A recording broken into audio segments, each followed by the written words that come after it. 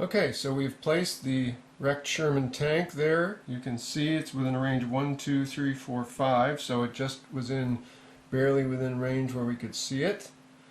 That's kind of interesting. I'm not sure what to make of that. Is that a clue that something's happened here? Perhaps it means there's an anti-tank gun around, or that somewhere along here there may have been one of those pillboxes that may have knocked out the tank. So we'll move these guys into here and move the next group into here, and now move the canoe to J3. And we'll check J3, and we have the same paragraph again. Since we've already marked, or should have marked, that sighting 7 has already occurred, we do not need to check the paragraph here, which begins with S7. Just letting us know we've already spotted that thing. Okay, so we will shuffle along the rest of our canoes and then move this guy into the next space, J4. And J4, we get another S7, same sighting, so nothing to do there. Everybody moves along, nothing to see here. And now we move into K5. And nothing there. I'm not going to keep shuffling these guys. We'll assume they're always going to shuffle up if I don't see anything in the next hex. So now we move to L5. And let's see what we have there. L5. Ooh, it says paragraph number 750. So we'll look in our paragraph book at number 750. And by the way, at that moment, this is where everyone else would have been. Because something important may be happening now. 750. Okay, 750 says, rough water. Conduct a perception check once per canoe using the soldier with the highest driving skill in the canoe. If successful, you negotiate the water and no effect. If fails, see 872. Okay. Well, that's kind of interesting because I'm not clear on whether everybody is in the rough water or not. I'm going to adjudicate that the rough water started right through that area, and that since there was only the one canoe being affected, he's the only one who has to make the check. So driving skill, let's see, we've got Davis, who has a driving skill of 4, and Eaton, who has a 2. So 4. So we don't have any of our best drivers on board this canoe at the moment. So Davis will attempt the driving skill check. Oh, and a 9. That's not good. Not good at all. If we fail, see 872. Still kind of debating about whether or not everybody else should have to check or not. Seems to me, though, that the water wouldn't suddenly necessarily get rough everywhere. So it said to check 872, and that says here, your canoe begins to tip over. The soldier with the highest driving skill must make an accident check. If successful, you control the canoe. If you fail, you lose control and it overturns. All equipment stored in the canoe is lost and the canoe sinks. Personal equipment is not lost. The soldiers in the canoe are placed prone in a land hex of your choice adjacent to this hex. Make a paragraph check for that hex.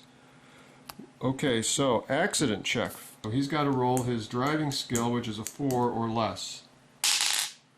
And he gets a 1. Yes, he's successful in maintaining control of the canoe.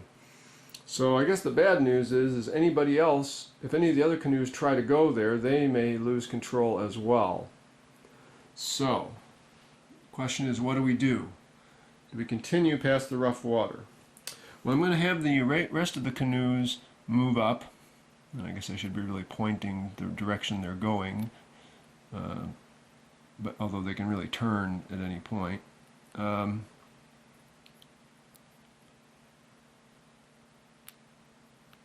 Okay, so he's going to move on and go to L6. This might be dangerous. So if we have another accident check, I'm probably going to get out of the canoes. So L6. And L6 says nothing. Interesting. So now I have to make a decision. I'm really sort of afraid of losing my equipment in the canoes. The rules said that bazookas and satchel charges are in the canoe. And I can't really afford to be losing my bazookas and my satchel charges. The problem is now if I get out of the canoes, you know, that's no more canoes for the whole rest of the trip for everybody. Because I don't have a way of portaging the canoes as far as I know. Alright, so I've decided that I'm going to let Anderson continue. So we're going to be splitting up the squad because Anderson has a driving skill of 8, so I have high confidence he'll be able to get through the rough water. But I think the other people probably won't. So, because Bassinelli and Cheng, for example, they just have driving skill of 4 for Bassinelli. And then the last two, well, actually, interestingly enough, Gopher and Henderson, Gopher's got a driving skill of 6, so he's got a pretty good chance of getting by. It's just a little iffy for Bassinelli and Cheng. So I'm going to let, so I think I'm going to go ahead and do that split and see how things go. Anderson, in their canoe, they will move to there, which means they now need to make the check. Anderson's driving skill of 8, and he makes it. So he successfully avoids the water. These guys can go ahead and move up. And now we'll let this guy move next to the next space, which is a little hard to read, but looks like it is L7. Okay, so check L7 on the chart here, and L7, oops, I got to L8. L7, nothing happens. So Anderson can move up, and this is where now we're in the challenge. If I let Bassinelli go, he's got two chances basically to avoid sinking. Bassinelli has the Browning automatic rifle, which is okay. Cheng has the bazooka. So if we ditch, we lose the bazooka. I really don't want to do that. So I'm going to have Bastinelli and Cheng. Now you can't move. You have to move people individually, even in operation. No, take that back. In operations, you can move as a group, I believe. We'll check that in just a second. And but first, I have to beach the canoe. So they beach their canoe here. And then the plan is for them to jump into the woods here at L4. I want them to be crouched when they go into the woods. So Bassinelli and Cheng jumping into the woods at L4.